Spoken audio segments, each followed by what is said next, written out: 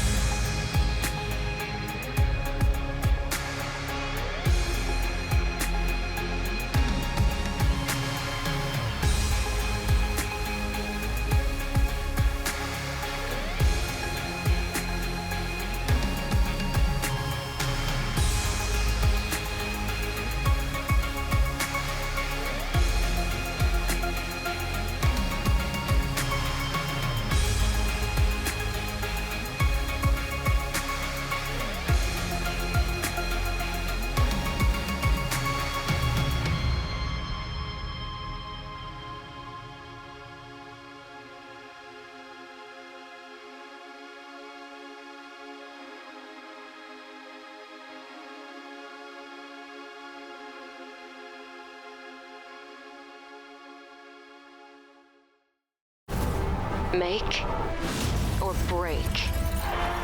Make it yours.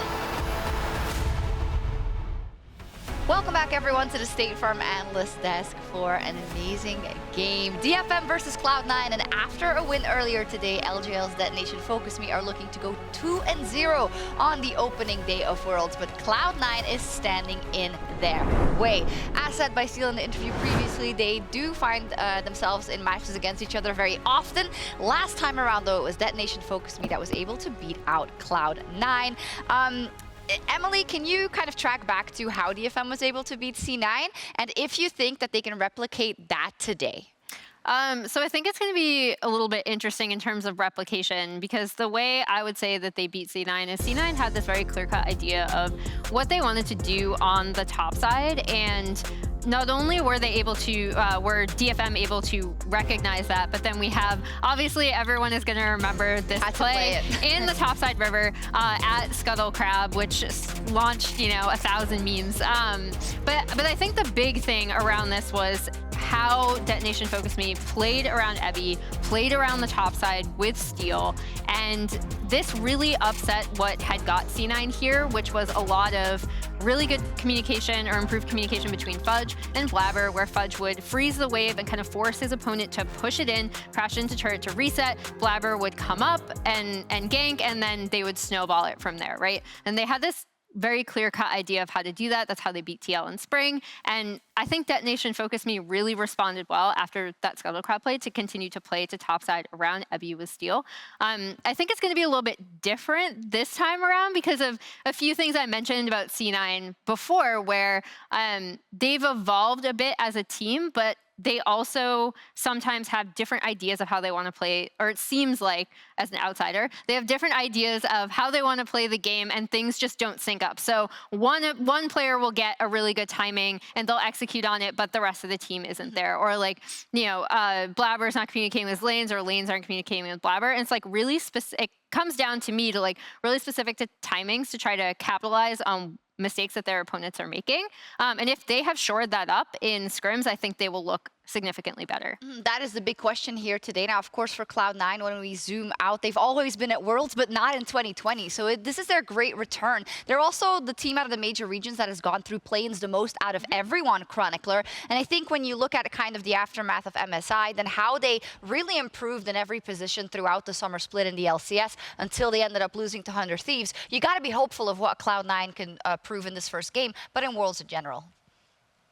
Yeah, I think Emily also kind of hinted towards it, even though I think we can collectively agree that C9 had a subpar, like below expectation split at MSI. I also feel like they were one of those situations where a team is better than the score actually would suggest, and of course doesn't get you a lot by the end of the day. But I never felt like they were as weak as the scores would suggest, and the overall performance by the end of it really gave off as an impression. I think Fudge in particular, you already talked about it a little bit, Emily, but I have been incredibly impressed with the exponential, as you put it so nicely, improvement that the player has shown. And for a team that, based on the game today earlier, doesn't necessarily rely on Abby, but still has a lot of stock in him doing well, I think that is something that if you are C9, you're going to be looking at trying to play through that as much as possible. Oh, absolutely. For Fudge, was of course voted most improved player in the LCS, so that definitely shines through. And if we dive deeper into that top lane matchup you mentioned when we were talking about it, Evie doesn't actually have the biggest champion pool, but he knows how to play the champions to a T. That does spell out to me that there could be an opportunity starting in picks and bans for Cloud9 to really capitalize on how Fudge has improved and how he can hold his own in that top lane. Yeah, here I'm really looking at the top lane matchup, and then I'm also actually really looking at the jungle matchup, right? Because we did see, as Steele talked about, the Talon jungle from him. I'm really curious to see what we're gonna get from Blaber and how he's gonna play around that, because typically when we were in a much more like heavy, fast, clear, super carry meta, that was something that Blaber was quite comfortable with. Ghostplay junglers are slightly different, but it's adjacent enough that if his lane communication, again, has improved, he could end up coming out and looking really good. So it's again, it's going to depend on a lot of team communication things, I think. But I'm really curious to see what he plays, and then I'm really curious to see what they do with Ebby, because as much as I've talked about how much I love Ebby, I actually don't think he had the strongest performance going into, like throughout their playoffs run, especially in their semifinals competition. So I'm super excited for the top lane matchup, and I'm super excited for the jungle matchup. Gut check, C9 or DFM? I actually went with C9. All right, there we go. The first look at Cloud9, the LCS representative, versus Detonation FocusMe, a growing rivalry on the international stage. And tonight they face off once again in Group B.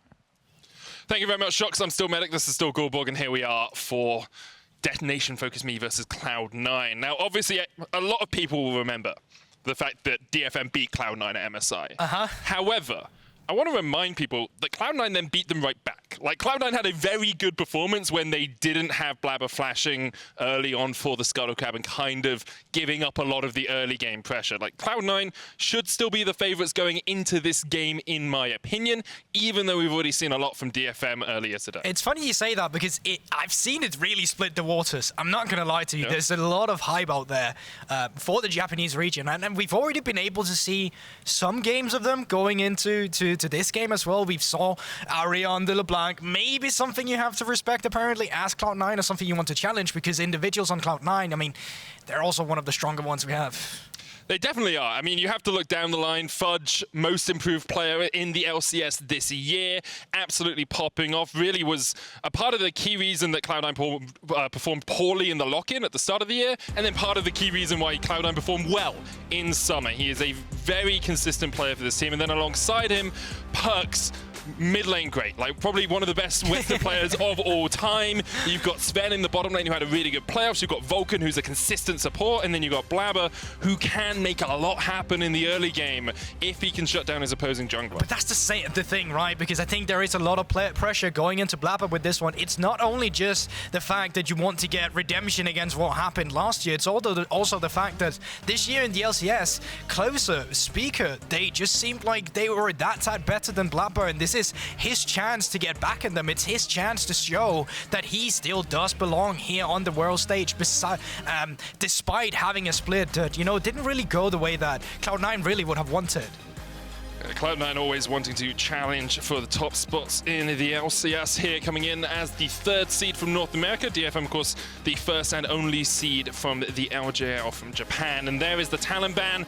Alongside that, Lucian's going to get taken out of the pool here by C9. Twisted Fate, Syndra, and Sion removed by DFM. Yeah, interesting bans coming out here. Lee Sin, still a champion that's up and available, something we've seen be heavily prioritized. Misfortune as well, the likes of that. Tryndamere, still want to mention him, not the fact that I think that these are the two teams that would bring him out, just because, well, Perkz himself has been one of these players that, you know, you see the Twisted Fate ban, you also think of the Rise. It's about getting that mid lane priority and excelling that pressure. And the same can be said for Aria. We just saw him on the LeBlanc. So seems like Lee Sin is going to be the name of the game and is going to be taking out. It does leave Steels and Zhao open if that's something they want to prioritize heavily in the early game. It's definitely something he could look at alongside that. Things like that Diana, even his Nidalee. Both he and Blaber, well-known Nidalee players in their respective regions. Irelia still available for these two teams as well.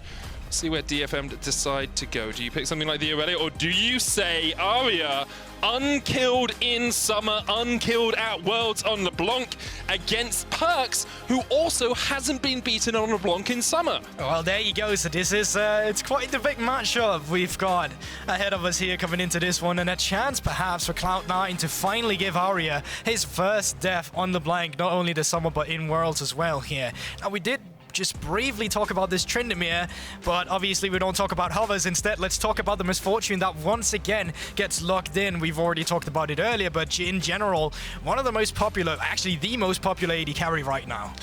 And works so well with a number of combinations in the bottom lane, specifically engage supports. Vulcan very good at those. There's the Qiyana for Blaber, so he'll be piloting her. Of course, didn't really see much play across the course of summer. Hasn't played it in summer 2021 in the LCS. Yeah, so one of these new champions coming in, we've seen a lot of success with the Qiyana. Does fairly well, actually really excellent around the skirmishes, around the jungle with the heavy terrain coming out, specifically in the former game where we also had a mountain. I was so hopeful. Yeah, I mean, I didn't didn't want to talk about it. We saw the hover. If you don't know, Steel has played 4 games of Shaco in the regular season and is actually one of his champions that he does like to bring out. Instead, we get to see him on his most played champion, the Sensao and Ebi, on his most comfort pick, the Gnar, coming into this one as well. It's interesting to see DFM put so much focus on their top side of the map and leave bot side for the second rotation here, especially since you know you're playing into MF. Cloud9 also now have picked up the Sylas, so they still have their support and top lane as a pick, but DFM might want to focus some top lane bans here to try and sort of pinch Fudge's pool. I completely agree. And you know what? The desk medic, they quickly touched on it as well. The fact that Ebi's champion pool, from what we've seen, is not that big. He has these few champions he plays, and he plays them really well. So securing them this early in the draft is also something we saw in the playoffs of LGL, where they didn't want to go for these early Varus that we saw a lot of the other regions. They just much rather would have Ebi on the Gnar because they know how much of a comfort this is to him. For the moment, though, it's C9 are going to focus some bans towards that AD carry role. Yutapon will not get the Ezreal alongside that. Things like the Aphelios he's very good at. Varus, you know, all these traditional, typical AD carries that currently sit in the meta. Rakan banned away from Vulcan. No real surprises there. C9 could have first picked it and then counter-picked, well, finally picked their top laner as the last selection in this draft. Because that's the big question here. What's your biggest threat? Is it the Amumu and the Leona to come through? Or is it actually these top laners in response to Ebi? And from how it's going right now, Medic, it seems like they don't really care all too much about what Fudge will pick and would much rather try and diminish some of the supports that could come out to help this misfortune. Yeah, I mean, Vulcan very well known for his Rakan play as well, so no real surprises that they wanted to make sure they didn't give away the Rakan alongside that bullet time, but now perhaps DFM will put a ban towards Fudge's direction. Instead, they will continue to remove those engaged supports away from Vulcan. The Amumu taken out. Now C9 expect them to pick their support here and save their top laner for last. Yeah, exactly. If Amumu is gone, well, then you just go for the Leona instead. And the team fighting already on Cloud9 is so incredibly scary. You got the Misfortune, you got the Qiyana. Sylas, he's just going to steal away the Gnar ultimate. That's AP scaling as well. You jam him into a wall, bam, you're just dead. And there's super massive follow-up as well from the Leona to come through. So last picks are coming through now. Jhin is a champion that would be quite interesting to see as one of these champions that's more facilitating and not really one you play for too much. And also another thing is that he's super immobile. If he doesn't get that Gale Force ASAP, he's going to be a strong point to attack for Cloud9 because he's so immobile. Yeah, and you have so many long-range AoEs that can hit onto him. You know, you got the Leona with the Solar Flare, you got Sylas jumping in there as well. Alongside that, the MF bullet time can do so much work. Gaeng currently hovering over the Alistar. It's his second most played through the course of summer, but it's not always the most powerful pick. We'll see if DFM can make a move with the cow in the bottom lane. Reason why I really don't like it in this instance is because Perkz is playing Sylas. Oh, yeah. That is a free Alistar ultimate that he can get for himself in these team fights. So if you're not using the Gnar, you're just going to be using the Alistar. Get rid of the CC from either Chain to come out from Aria, and then just be a menace with the rest of your team. It's very rare that we see Alistar picked into Sylas from this exchange. It's so difficult to play into that. Sylas is so tanky, has all that damage reduction. Final pick was Irelia for Fudge in the top lane. We talked about her at the start of the draft. Surprised to see her fall all the way through, but as we said, DFM wanted to focus support bans instead of those top lane bans. So Fudge gets himself a very powerful playmaker up towards the top side of the map. Cloud9 going into their first game at Worlds 2021. Historically, probably the most successful North American org when it comes to Worlds, making semi-finals, quarterfinals, always making it out of play-ins. They are a very strong team, and expectations are they should top Group B. And this perhaps will be their biggest challenge on their way towards that. Galatasaray did look good against Beyond, and so you have to put them up there as well. But DetonatioN FocusMe have already beaten out Unicorns of Love, who made it into the knockout stage and into groups last year. And now Cloud9 in their first game of Worlds 2021 will have to take on the LJL. It's the level of play we talked about in this group. It's the fact that a lot of these teams are just so close in terms of how competitive they can be. And then moving into the map here once again, I think we have to highlight DetonatioN FocusMe in the early game. They quite often always have something finicky they wanted to do. We saw it early as well, where they anticipated an invade. They didn't necessarily go for anything, but they're always expecting something from the get-go. Looks like they're quite spread out here, so perhaps nothing going to happen. Gaeng actually like it. porting back. I wonder if he's going to go and grab himself an Oracles. Instead, yep, places the ward, grabs an Oracles, and that implies to me that Steel wants to start on the top side of the map, and Yutapon and Gaeng will just work their way down towards the bottom lane. You're completely right, because if he starts towards the top side, if Blaber were to invade, they would get the early intel coming out from this one. And I actually wonder if this means that Steel wants to invade as well, just because usually having this intel would mean if you try to split the map, well, then you would at least know that the enemy jungler is also there. But this is good anticipation. Cloud9, they're finally moving into this red buff. Really good early ward here if they want to commit to the full red buff, but they won't. They're just here to get their own scouting intel. They would know if he did the Raptors. So Cloud9 being proactive in the early game with the vision setup. Yeah, it definitely helps for Cloud9 to get some of that vision down. You can join in the conversation with Verizon 5G all chat. Send us a tweet and perhaps you'll be featured on the screen right in front of you. And we'll catch up with someone later on, see what their thoughts are on the rematch of MSI. Cloud9 historically 3-1 versus DFM, but that one perhaps more recent, perhaps more burned into the memories, especially of NA fans. So here's what's going to happen. Cloud9 bot lane deciding to leash Blaber here, moving up towards the top side, which means that Detonation FocusMe, they get to be first on the bottom wave, which in turn means they should have the early priority for this push down towards the bottom. Now, what is more crucial is the fact that Fudge right now doing some excellent trading, and Blaber, he's pathing up towards this top side. Ebby already in a really bad position, and Steel, he's pathing down towards the bottom side. So when we reach that 3 to 4 minute mark, we might see some action in top lane. Yeah, Fudge continues to have a strong performance. It was back in MSI when he really was putting the team on his back in a lot of the games. You have to remember his Lee Sin, his kick, absolutely perfect positioning by him in a lot of those fights. And across the course of summer, he's continued to improve and continue to grow. You can see damage a minute going up, damage per gold going up, gold per minute going up. He continues to find these lane advantages and really sometimes shut down his opposing top laners. I mean, he's already done that. You're 2 minutes into the game and he already got TP advantage. That means if this stacked wave is coming into the top lane and you decide to kill him and you get the kill, he's going to be losing so much. So Cloud9, are they tempting the fate here? Are they going to risk the dive? Flawless duet goes wide. Ebby's able to jump away. Blaber still on the chase, will land the root, and Fudge can continue to push forward, but Ebby is just forced all the way back towards his tier 2. The wave will crash and C9 do not overextend. But look at the difference already. Look at the CS medic. Yep. Ebby, he's got 4. It's the second time in 2 games we've seen Ebby put behind in the early game. Don't know what you want me to say. He's weak side. He's a little shrimp. That's where the name comes from. Yeah, I mean, yeah, Fez, you're completely right about that one. And the attention from DFM has been put towards the bottom side instead. They're getting the bottom scuttle right now, but if you're not getting much more out of this situation, right, the early pathing by going down to the bottom side has to be questioned a little bit, with Ebby now being put quite firmly behind. But it looks like with the bot lane priority, they're going for an early roam in the mid lane.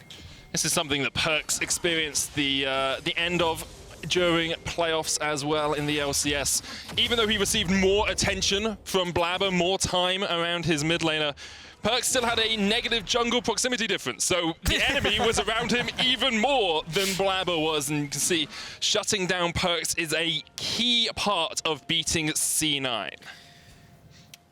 Up towards the top side, Ebby. His laner is put in a position where he needs someone to help him push this in, or else he's going to be stuck. And with Blaber making his way up here, this could be really dangerous from Ebby. Yeah, Flawless shot is going to land. Ebby's looking to try and get out of this one. Flash away from the wall up. Ebby does still have a flash of his own and will be able to escape. But it's still the fact that his lane state is so freaking bad. Yep. He can't walk up and shove the lane in, and Fudge can just keep his freeze going as Fudge does. Aria will flash away here early. Vulcan, though, with a flash follow. The Zenith Blade connects, and Perkz is in there. Aria trying to dodge away, but First Blood goes over to Zven. The first time in summer that Aria has died on LeBlac. Aria, he tried to be cheeky. He tried to troll them with the clone a little bit, tried to confuse them by moving the clone back towards its tower and himself into them. Didn't work out, still dies to the Ignite, and I believe even an auto attack coming into it. It's actually interesting, Aria as well. His first step on LeBlac medic this summer and this Worlds. Definitely is. See if... Doesn't say too much about this Worlds. I mean, it's the second game on LeBlanc at Worlds here, but of course, Perkz very experienced at playing at LeBlanc and playing into it. And what I did love there from Cloud9 was the proactivity on the map. We saw a play in the top side, and we also saw the bot lane moving up and making this play towards the mid lane as well. After pushing in the wave, they're like, okay, we can try and do more on the map right now. Great flash from Vulcan, and with the Ignite ticking, it's actually a little bit easier to know which one is the right one. I actually think he might have been able to. No, I'm not too sure, but like the fact that he walked into the Leona W really put him behind there and make sure that he would dive to that Ignite. Now, Cloud9, they still want to keep that proactivity and proximity going around the mid lane, and you can really see how much Perkz is doing in this scenario. So with them being able to get the mid lane priority, they should be able to either start setting up this first Drake or start putting more vision up towards the top side where you can threat Ebby. They're still in a pretty bad position. There's just so much focus on the mid lane in this game. Vulcan, Blaber, and Perkz all here. Gaeng getting chased out as well. Does have the flash. A Zenith Blade could chase him down, but he's going to get towards that basket and uses the Zenith Blade and actually separates Vulcan from the rest of the team. But Yutapon is overextended now as they look towards the bottom lane. Perkz and Blaber on their way. Vulcan will just get knocked into the wall there, perhaps hoping you knock him away. Perkz going underneath the tower as well, and will be able to escape. All about how much these mid lanes can get out and about on the map and start impacting this matchup. And he's not even necessarily losing a lot by moving down here, Perkz. The turret was pushed in, minion wave is 20 CS now down. That's just... I mean, he was... What happened 4 minutes into the game? Was that 4 members of DFM forcing him away from the minion wave in mid? Yes, you even talked about the negative jungle proximity, so don't give me that now, okay? Perkz still doing a pretty decent job, and it's this individual level we usually see from Cloud9 netting down leads. We're not really seeing it from Perkz in the mid lane, but we're definitely seeing it from Fudge in the top side.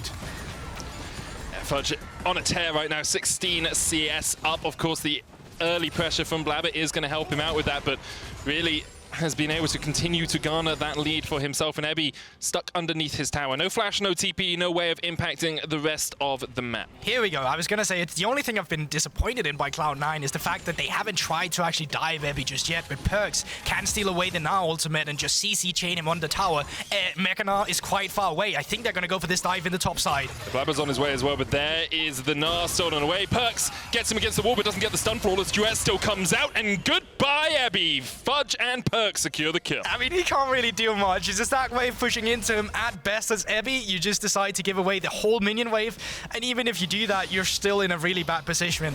Fudge almost double the CS 8 minutes into the game here, and you can see the gold difference, 600 for Fudge, with Ebby, who's almost got as much gold as Vulcan on the Leona. He's only got 200 more gold than the enemy support. Ebby has been shut down twice in 2 games right now, and DFM trying to find a way back into this right now because they're currently 1,300 gold behind only the 8-minute mark. And although DFM perhaps dark horses for the group, C9 is showing just how much their top side has improved across the course of summer. Since MSI, they've had more consistency out of Fudge. Blaber has been, although perhaps slightly worse, as you say, than Speaker in the LCS, still performing very well himself. And Perkz, when he's able to team up with a strong top side, can just garner these advantages. I completely agree with you because I'm not seeing the same uncertainty. Yeah. I'm still seeing some of that poor objective control in terms of they have a pretty good lead up towards the top side and they're not able to get the Rift Hell, but obviously it came down to the tempo. After losing Ebby, they just recalled and then DetonatioN FocusMe able to get the Rift Held. But to go back to what you said, yeah, you're right. It just feels like a more well-oiled machine here with Cloud9, where I think beforehand I used to see some more inconsistencies with them. Definitely agree, and Blaber now is going to start up those objectives that you were talking about. We see our Verizon 5G all chat. Riley Wofford, thank you very much for your conversation. Cloud9 have a huge teamfight comp, but DFM have better solo duel comp. Depends on how the teams play, could go either way. Thank you for sharing your opinion.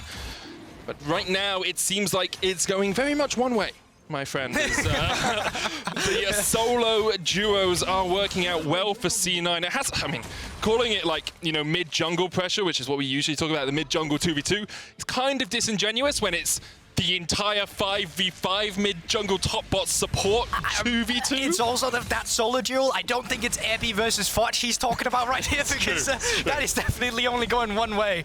And that is up in the clouds for Cloud9 right here. Now down towards the bottom, Vulcan almost finding Yutapon, and Cloud9, while this was going down, they pick up their first objective in the Mountain Soul. So despite us saying that, you know what, objective control, not really something they have, well, they are building themselves some Drake stacking here in the early game for potential early. Oh, okay. Vanguard just coming out from Fudge as he looks to trade on Ebby underneath the tower. Ebby tries to flash away, but Fudge solo kills the Gnar. He will fall for it.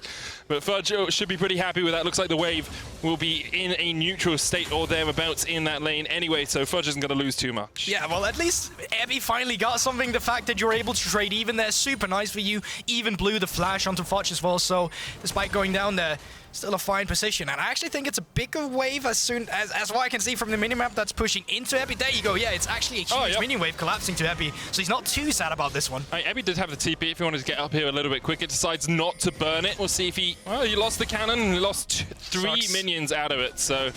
Not the best there for Ebby as the bullet time comes out. Vulcan going in, but Steel is here for a fray in the bottom side river.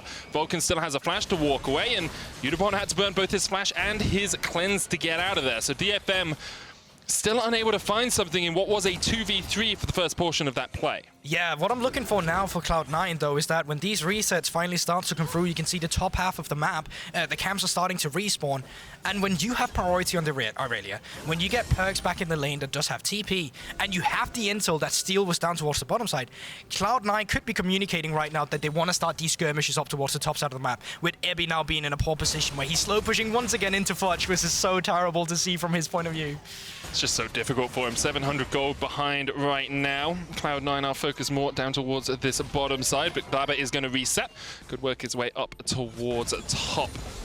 With the Rift Herald available for Steel, though, perhaps they'll try and get some gold into, Aria's pockets. We saw how deadly he could be on this LeBlac in game 4 of the day, or 5 of the day? Game 5 of the day. That Rift Herald is not being set up. That Rift Herald is just going to be dropped into a lane, and he's going to say, you know what, here you go, do with it what you can, because the setup is just not going to be there. Movement is already coming out from Vulcan as well, so roaming supports coming through with this one, and yeah, I mean, second Rift Herald is almost up again in 2 to 3 minutes, and yeah, he's just going to have to place it into the mid lane here because it's running out now.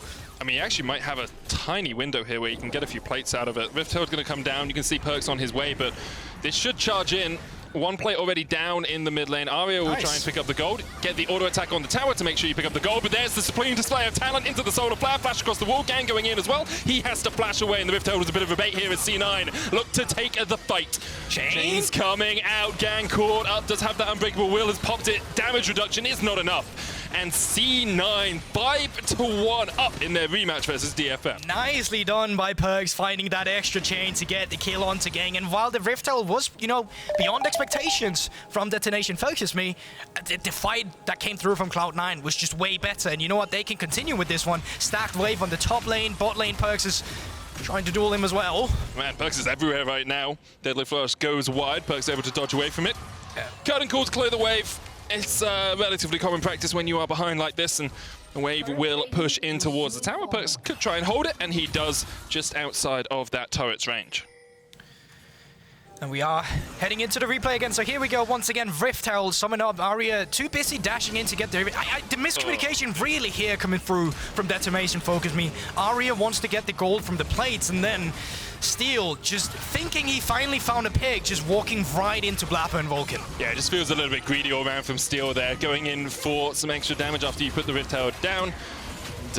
Gives up 2 kills over to C9, who were ready and waiting to pounce. And we talked about Vulcan's ability on engaged champions, where we saw his ability to roam around and read the map well there, as he was in the right position at the right time. Now, we've seen a lot of misfortune today, Medic. We have. But we haven't seen Kraken Slayer misfortune yet. We've seen Gale Force, and then we've seen Eclipse with Yumi's Ghostblade. But Kraken Slayer now coming into this one as well. And it's interesting to see the team's different takes on how you really want to play this. Lethality obviously have been nerfed on this patch as well, so can be what goes into the thought process when you have Epi and the front line moving forward, that you just want to output as much damage as you can with your auto attack. Press the attack has also been opted in by Zven. I think it's always dependent on who you're going to be focusing in a fight, that does right? Make sense. Who is Misfortune going to attack? Probably the Gnar who's in her face. Who is going to die on the backline? Well, Irelia can jump onto Yutapon. Irelia can try and do damage to Steel. Irelia can get onto Gaeng as well sometimes in these fights. So you don't need that sort of lethality to burst squishy targets from the MF. Instead, Kraken Slayer to work your way through the tankier ones makes sense overall. Zven currently working his way through this mid lane tier 1. No towers have fallen as of yet, but C9 still at the 15-minute mark are 3,000 gold ahead. I think they have the setup for it though. Top lane being pushed in, half HP. Mid lane being pushed in, half HP. Second Drake has respawned as well. And despite Cloud9 being up towards the top side, with the mid lane priority that Zven and Vulcan has, Detonation FocusMe just doesn't dare going for the Drake instead because they're too afraid of the collapse. Fudge still has that TP, Blaber not too far away, and there we go. Rift Hell has been summoned up. So you said no turret has been taken. Well, Medic, I present to you a fall in mid lane. You're just too damn smart, man.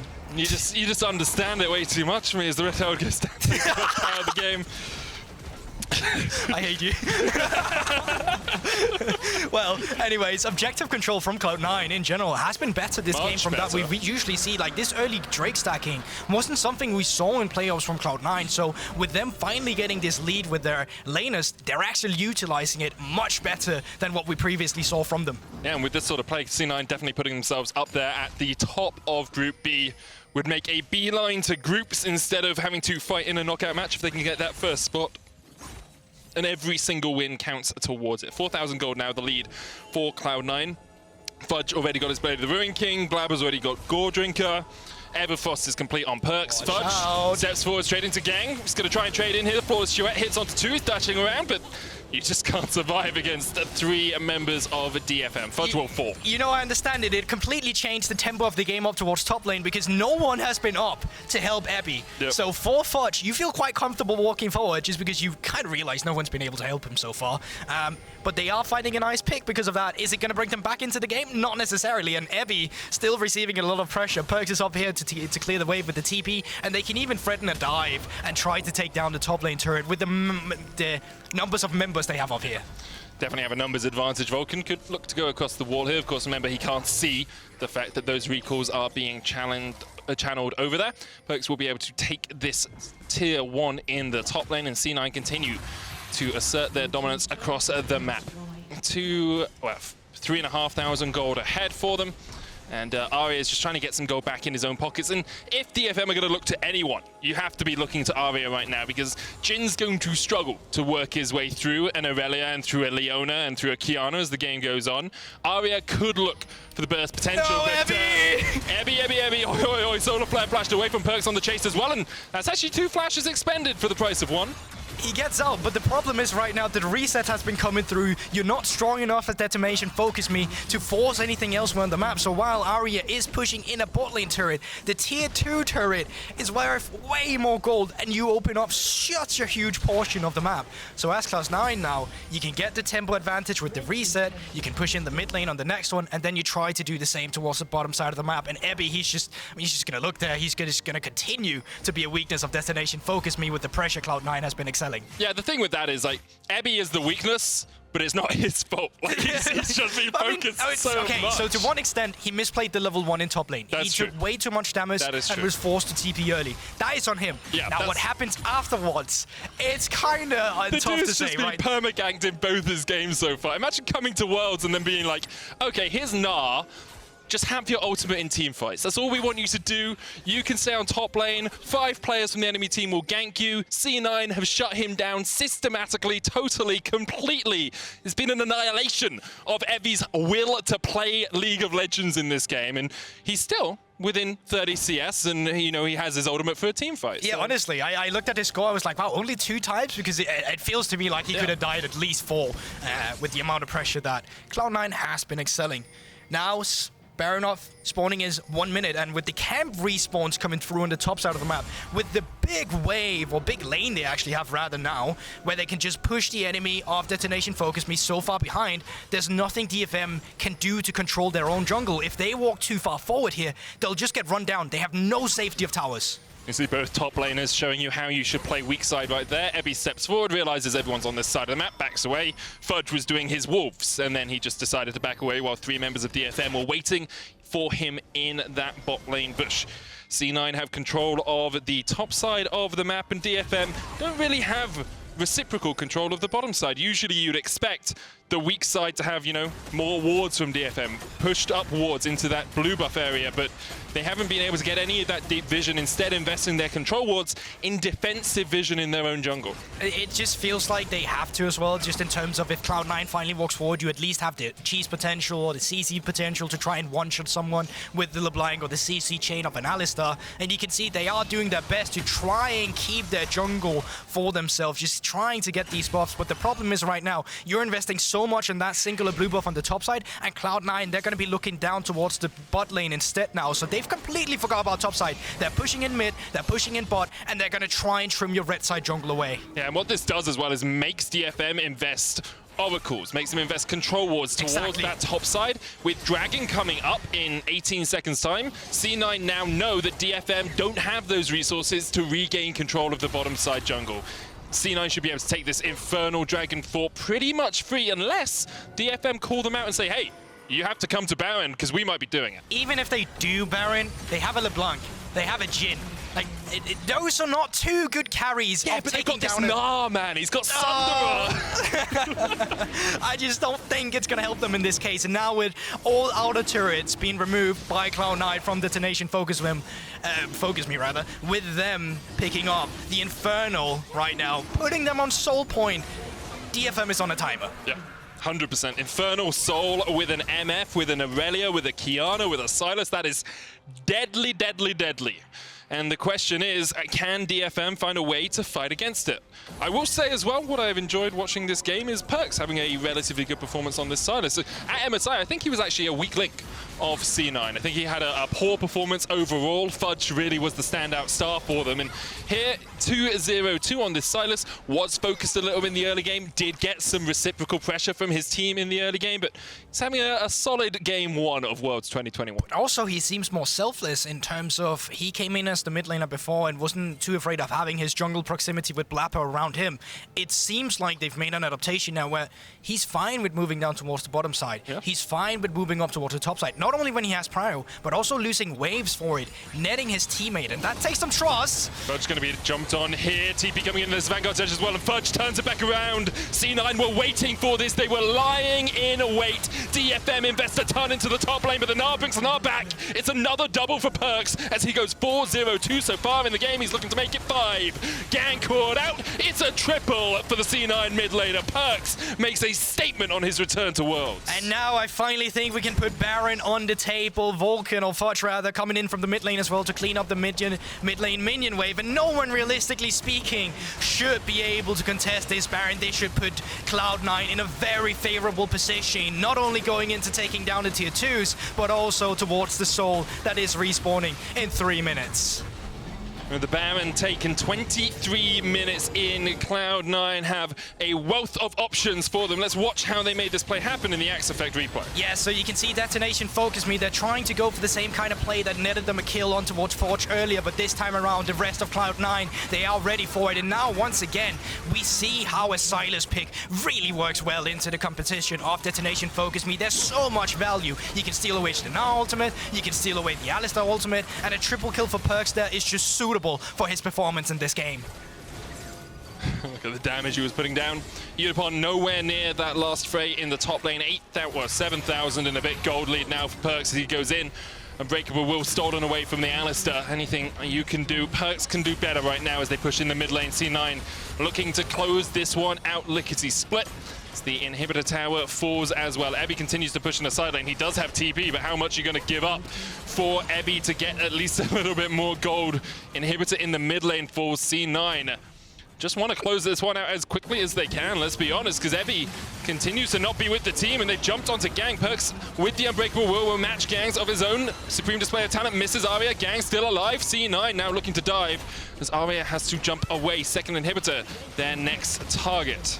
And this is one of the things with C9, they're so effective with that Baron power play. We've seen it so many times. Their issues in the past used to be, oh, we can't get Baron. But this time around, against DetonatioN FocusMe, completely revitalized, refreshing Cloud9, coming in with the breeze here.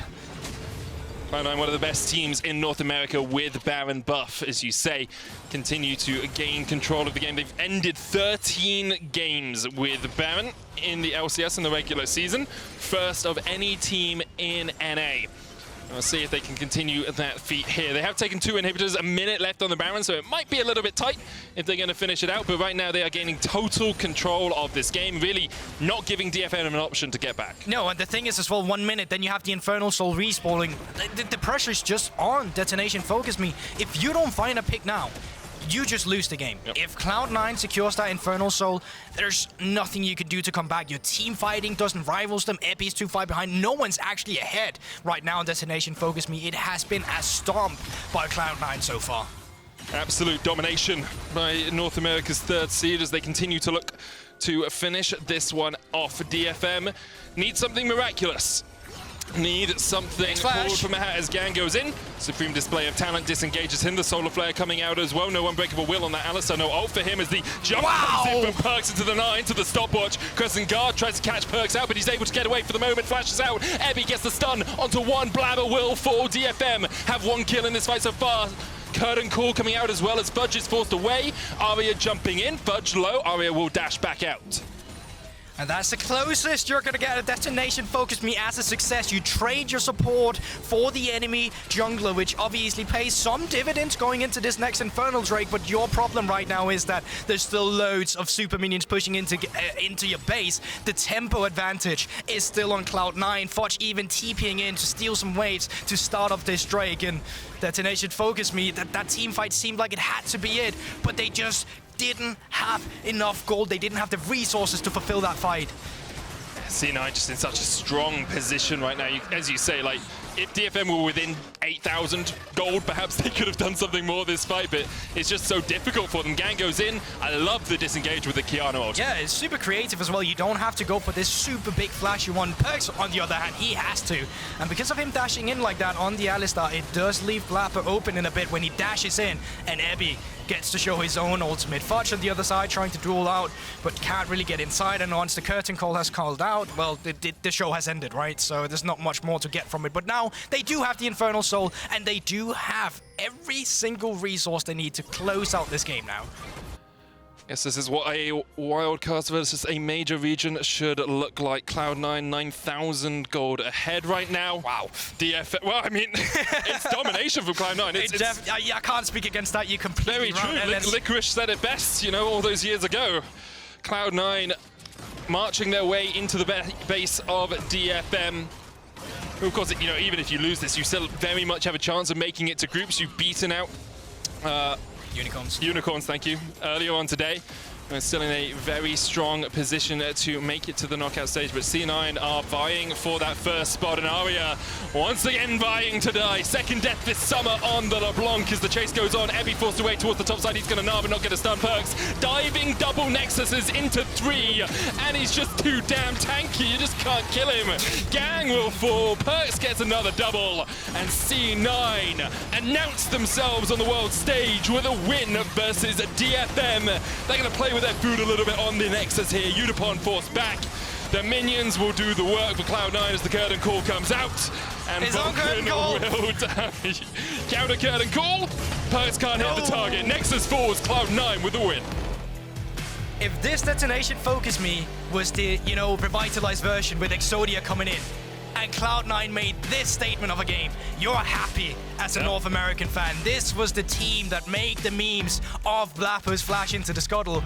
And if you wanted to diminish those expectations going forward, you completely did it with this stomp. And it's just so momentum building as well for Cloud9. Like, if you lose the first game, you only have 3 more to really set yourself in a good spot. If you can consistently win, you avoid Hanwha, you avoid LNG, you put yourself in so much of an easier position to make it through to groups unscathed.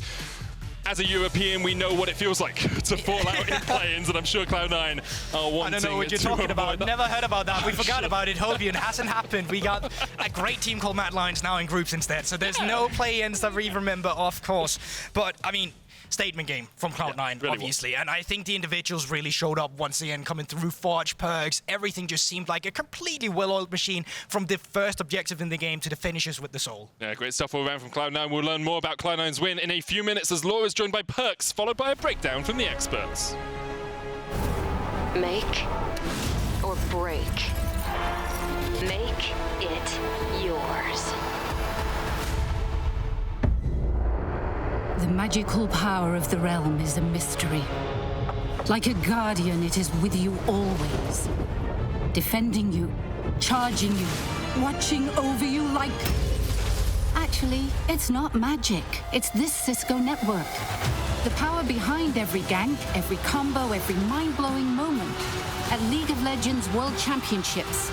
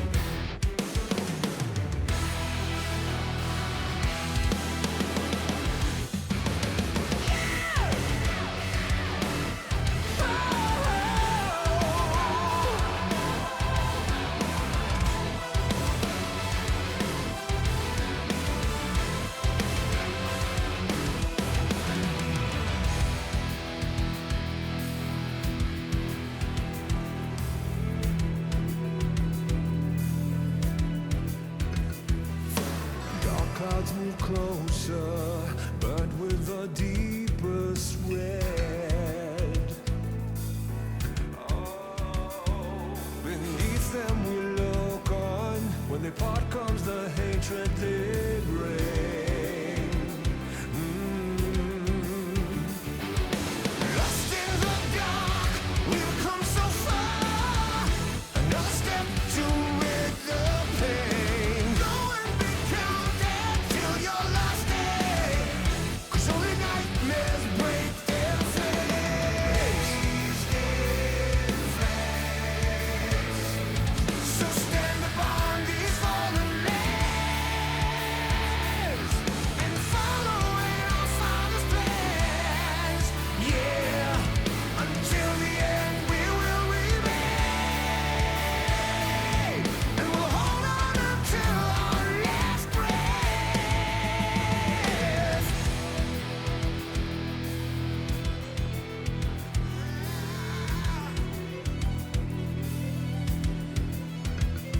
So what is to be left for us? My people look on and say,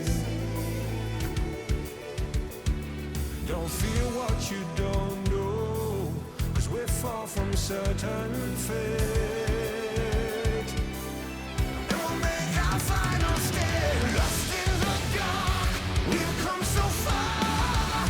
Another step to rid the pain. Go and be counted till your last day. 'Cause only nightmares break their flames. So stand upon these fallen lands and follow in our Father's plans. Yeah, until the end we will remain, and we'll hold on until the last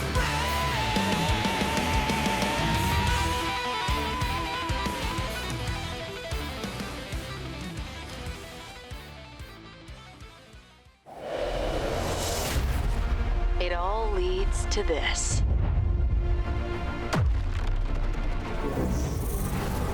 Make or break. Vitality will take them. A new era is awaiting.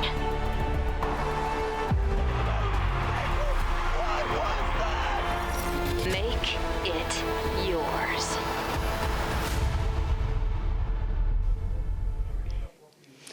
Welcome back to Worlds 2021. That's the first win in the book for C9, who get the revenge victory here against DetonatioN FocusMe and Perkz. I want to say thank you for giving your coach a birthday victory here. That was a very convincing win from you. And I want to say, I noticed some difference from what we've been used to seeing in the LCS, especially in the early stages of the game when it comes to objective control and how you plan the setups. What was the difference in the way you were seeing this game and how you plan this objective control setups, especially Drakes, Heralds, and yeah, what was different? I mean, we do try to work very hard in scrims. Like, we are from NA, so we need to work a bit harder to like be better than the other teams, you know, than some other regions. You know, that's our flaw, or like unluckiness, you know. Yeah. But we do think a lot about the early game, but the crabs, second crabs, invades, dragons, heralds and stuff like that. So I do think we practice it a lot in scrims, and everyone was playing super well today. Like, communication was great. It was a very like fluent game. Everybody was on point, so the game was just very easy because of that. You say you have to work harder because you come from the LCS. Do you feel like the memes are becoming a bit too heavy, maybe, about the region? I mean, I think people can meme it however they like, you know. I think NA is like is the worst major region. That's just a fact, you know. But it's like it's not that bad, and NA teams can beat other region teams like proven before. So it's still like you're definitely like on an uphill battle, but you can easily, you know, hike the mountain. Well, that's a very good look for the LCS so far, thanks to this win. I do want to say something, though, because I overheard from the BSI interview from Aria earlier that he said, even though Perkz is a world-class player, I'm going to clap him. Any thoughts on that and the matchup you have against him today? I've been in those shoes as a young, cocky kid saying I'm going to clap somebody else. So I respect the, how is it called, the cockiness, you know, the challenge, but my kid has a lot to learn, you know. Well, you teach him a lesson today, maybe. Last question. I was roaming around, you know. I wasn't even landing. No. Well, last question here. I want to give some EU fans and NA fans some hopes. Let's say that the MSI run is just a bad memory. How confident are you for a positive C9 win this time around at Worlds? Give us some hope, Perkz. Why is MSI such a bad memory? We beat NA. We beat ourselves as well, yeah. We beat Damwon, RNG and Mad at MSI. Like, sure, we lost to the worst team there, but it's fine. I actually believe in us. I believe we can do something in this tournament, and we'll give it our all, you know. I mean, there is nothing more I can say than that. Like, I'm not saying we're gonna win the whole thing, because that's probably not gonna happen, you know. But you never know, right? So I'm just gonna be there and try my best. Yeah. Let's just stay hopeful about this. But for now, Perkz, thank you so much for the interview. Great first game, as I said. And back to you guys for post game. Thank you. Thank you so much, Laura. That was a little bit of fast and loose interview. Perkz said it best, you can't out-banter the banter king, man. What are you doing? C9 opening Worlds 2021 with a win. And I'm running out of superlatives here to talk about it because we talked about it a lot in the room whilst we were watching, Emily. But this was a superb first showing from Cloud9. I think when you look at, when we pull up the draft from kind of the plan, also the cards that they were given, and the way they executed. Yeah, I mean, I think the big thing for C9, we going in, I was like, what is the top lane matchup going to look like? And what is the jungle matchup going to look like? And Evie went again for the Gnar. I did think the Sylas was a good response to that because, again, it's something that easily not counters it, but you are able to steal that ultimate and, you know, make a difference. The biggest thing, though, was definitely how they played around topside. And when I talk about what was going on with Fudge and Blaber at MSI and where some of the communication issues were, it wasn't that like Fudge was playing individually very well and it was just they were missing out on their timers. Here we saw those top lane timers working really well. You know, they mentioned it on cast, but Evie's wave was in such a poor state for so long in the beginning of that early game, and they really capitalized on it. And then once Perkz was able to roam, as he joked, he wasn't even laning. He also ended up going topside, and they just snowballed the game from there. Yeah, absolutely. Great game plan, Chronicler. Talk to me throughout this picks and bans, because it does feel like Evie just going for the Gnar blind. We know that the champion pool is maybe not as wide, but it does seem like there should be more options so you don't have to be put in that position, or is that a bit too harsh? No, I kind of agree. And I think that it's not just the draft, although as Emily and you already pointed out, obviously that Gnar blind, with how good Irelia is and knowing that Fudge is very happy to opt in skill matchups, I don't think you can get away with. what's more important to me is that even within the game, we saw some of the rigidity from DFM. And it makes sense, right? This is a team that feels a lot of expectations, feels a lot of pressure, really likes to go in on comfort. But not only was Avi kind of left to his own devices, still also didn't really find an opportunity to kind of respond appropriately, which was so well punished. And I think as a whole, you saw like the repeated mid plays as well. The read of C9 on everything that DFM tried to do was just so well done. Like they really kept pushing them, and then DFM was either forced to commit, and then it didn't work out because they got out-skirmished repeatedly, or they didn't commit, and then, you know, like, oh, yep, that's another wave that Avi's gonna have to give up. And we did see, like, so we talked about the talent already for DFM. I think the reason why Qiyana is slightly higher in priority is, again, if you have really strong jungle to lane communication, she just has so much amazing setup, not only from her ultimate, but she can also make a difference at early levels as well. So I think that you're going to see her continue to, I mean, we've already seen it today, but you're going to see her continue to slowly rise in priority over the other Ghostblade junglers. So now I'm very curious how drafts adjust for these teams going forward, especially with this team where Blaber looked, I'm not going to say it was the best Qiyana game, but he definitely looked very comfortable on it. And then we saw Steel play Talon previously. So I'm very curious to see how these teams adjust in draft after this game. Yeah, absolutely. I think the jungle pool is going to be interesting, and the fact that there are so much kind of offensive, aggressive picks.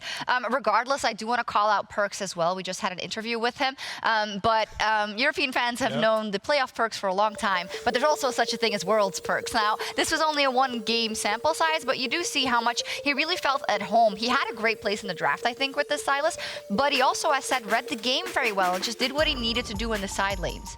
Yeah, and I think when, again, we're talking about those top lane timers, oh, okay, Blaber is not going to be here for this. Perkz is already there, right? So what matters when Fudge is setting up a wave like that is that someone on the team is already communicating and rotating up, and they're hitting those timers well. And I think, again, you saw Perkz hit it right there. Chronicler, when we look at Detonation FocusMe now, they do walk away today with 1 win and 1 loss. Where do you end up after their first showing? I think you need to identify, as we saw here, that your draft needs somewhat of a tune-up. Also, Gaeng pick it, or not Gaeng specific, but the Alistar for Gaeng being picked up after the Sylas is already locked in. Casters also went in on that for a little bit. And you can't keep blinding Gnar. This is something that teams got away with for months around the MSI time. But you're going to get punished by better teams, and especially if I look at the form of a team like Galatasaray, like earlier today, they're going to do the same thing with how scary they're looking on top side. All said and done, Cloud9 really stamping their authority on this group as maybe the new favorite to be considered in Group B. And we're closing out the day with another matchup in Group B as the Unicorns of Love and Galatasaray face off. See you after this. Oh, love those jackets.